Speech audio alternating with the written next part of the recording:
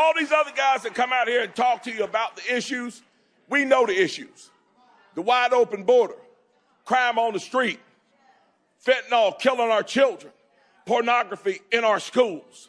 We know about the issues, the failing economy, the precarious place the United States finds itself in on the world stage with its enemies, the horrible, absolutely dreadful administration that is currently leading our nation right now. It is mind-numbing to think that the most energetic, the greatest nation on earth, people seek to come to for that vaunted thing that we have, the freedom and energy and intelligence that we have in this country. And all 350 million people are being led by somebody who just barely knows that they're here on earth.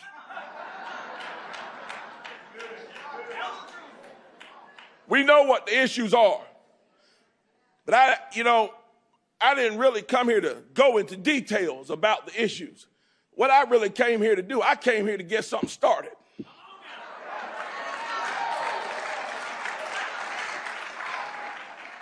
See, because we got a problem in this country. We got a bunch of clapper-trap people that sit behind news media desks and want to talk about fake trials for President Trump. Turn the television on, they talk about first one actor and then another actor, talking about all manners of foolishness. Talking about MAGA Republicans being the most dangerous people on earth. I don't know, I didn't see any MAGA Republicans on 9/11 blowing up buildings and airplanes. I don't think any MAGA Republicans were over in Israel murdering people. And I don't think a MAGA Republican gave them the money to be able to do it. See, we got folks in this country that don't want to talk about the substantive issues that all of us face. The things that we just talked about, that wide open border, the precarious place we find ourselves with safety and security in on the world stage. They don't want to talk about your pocketbook. They don't want to talk about the fact that your children are in schools where we spend millions upon millions upon millions of dollars for those schools, and the children can't read on the grade level. They don't want to talk about that.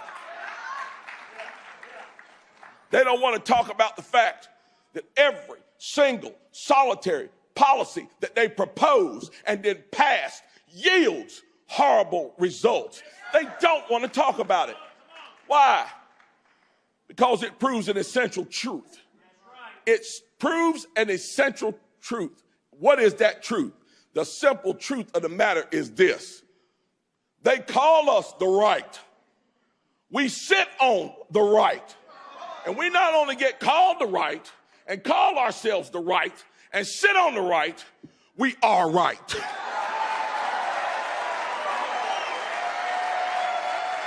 We are right about every single solitary issue. When we say, shut that border down and deport those who are dangerous to our country, we are right. When we say, children should not be sexualized, we are right. And this nation knows it.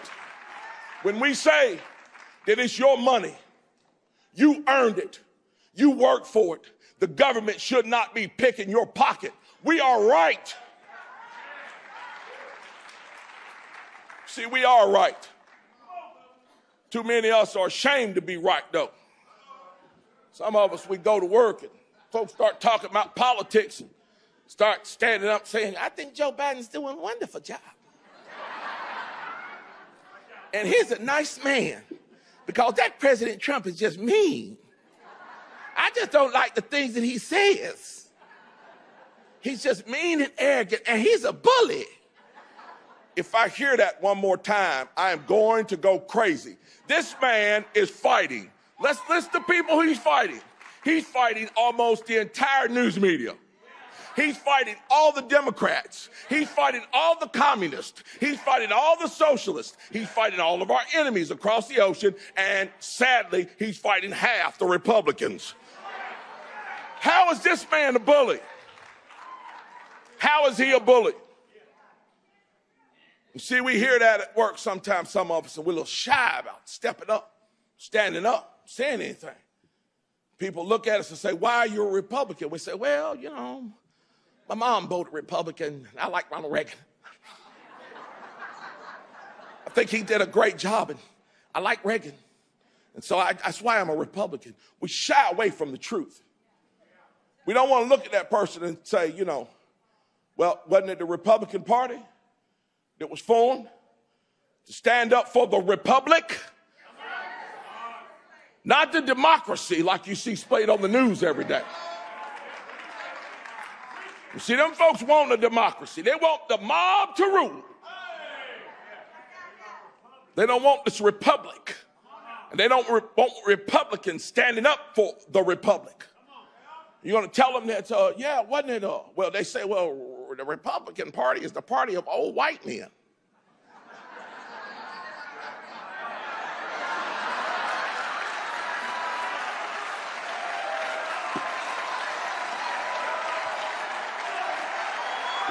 It ain't coming off.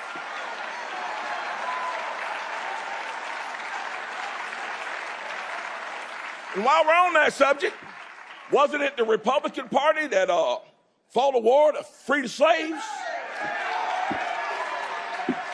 How many Jim Crow laws were passed by Republicans? Wasn't it the Republicans who ended Jim Crow? Then you can take it even further and say, so you're a Democrat. Why are you a Democrat?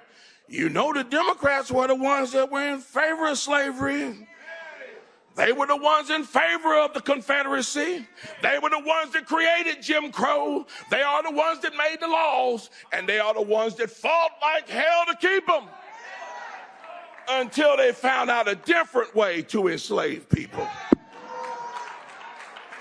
Instead of giving them welfare, instead of giving them slave shacks and shackles, they decided they were going to give them welfare checks and the ghetto. You see, there are truths that nobody wants to talk about. Not the news media, not the college professors. I'm getting excited up here, guys. Not the college professors. Nobody wants the front row. Y'all better watch out, bro. Woo! Spitting fire up here today. Y'all better watch out. Nobody wants to talk about it, but I'm going to talk about it. I'm going to talk about it, and you should too. You should run and go tell the good news of why you're a Republican. You can take it all the way back to 1860 and bring it all the way up right now to 2020. You look at the states that are run by Republicans. Look at what Sarah Huckabee Sanders is doing in Arkansas. Look at what Glenn Youngkin is doing in Virginia. Look at what Ron DeSantis is doing in Florida and Greg Abbott is doing in Texas. Look at what the Republican legislature in North Carolina is doing and has done since 2010. And while we're on that subject, think about what North Carolina will do when Mark Robinson is the Republican governor.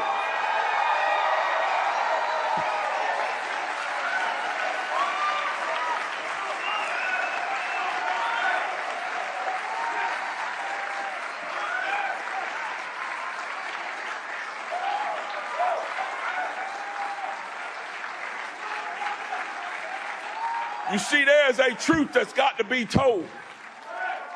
Unfortunately, no one will tell it if you don't. No one will be bold enough to tell it if you're not. I speak about this all the time, and when I do, I try to do it without shedding tears, but it's hard for me to do it. I tell my wife I have two great dreams. One great dream exists on this side of the earth. The other dream exists on the other side. Dream on the other side is very dear to me. And people think that I hate people. I don't hate people. I hate actions. I hate actions that take advantage of people, destroy people's lives, and destroy and wreck nations. I hate the actions. I don't hate the people. One of my greatest dreams as a Christian is this. And I take it to heart, and when I say it, I mean it.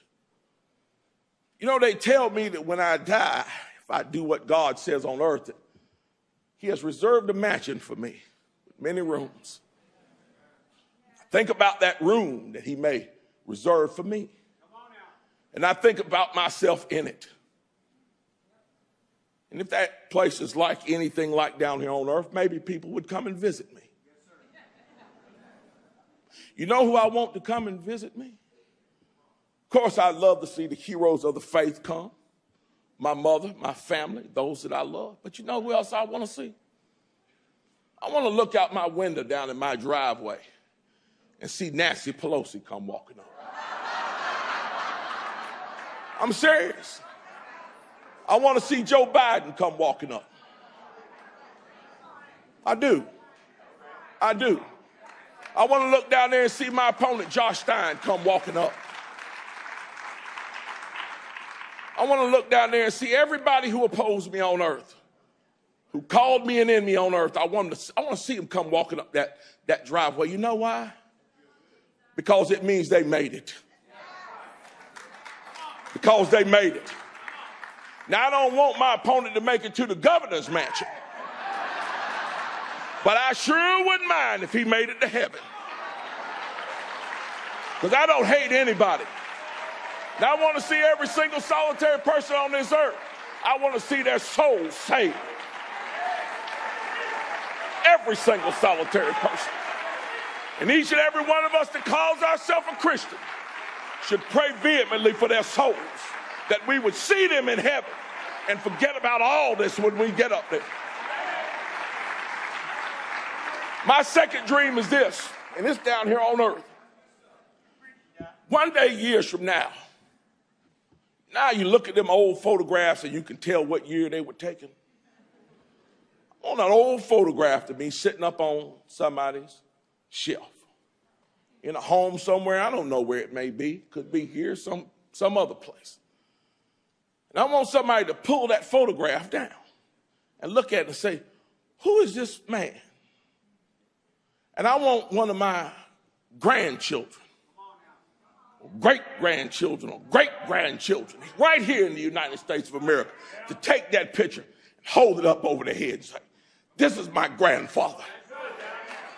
And I live in freedom today because he was man enough to stand up and give me the same kind of freedom that he grew up in.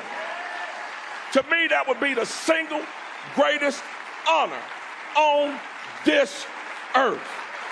Now, I sincerely hope that each and every one of you would want to have that honor as well.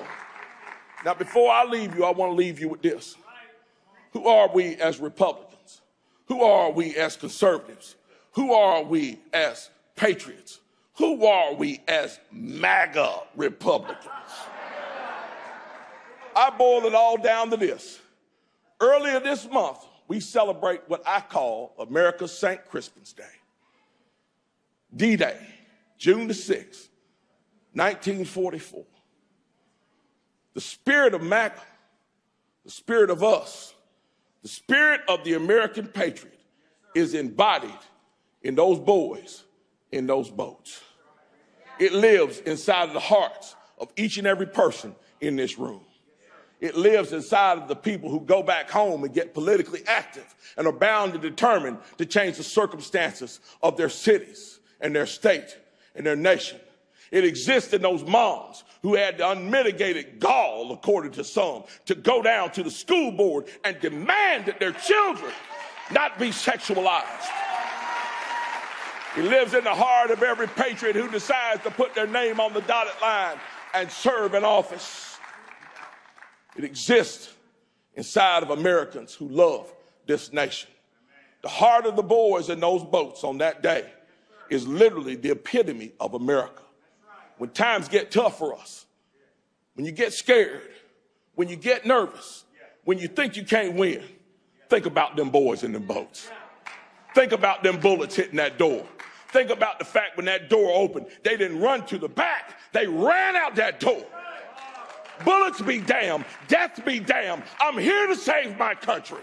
You think about them, you remember them, and you remember their sacrifice was not in vain because it lives in you, and it lives in me, and it lives in all of us. Let's let that energize us to save this nation one more time. God bless you all, and God bless the United States of America. Thank you.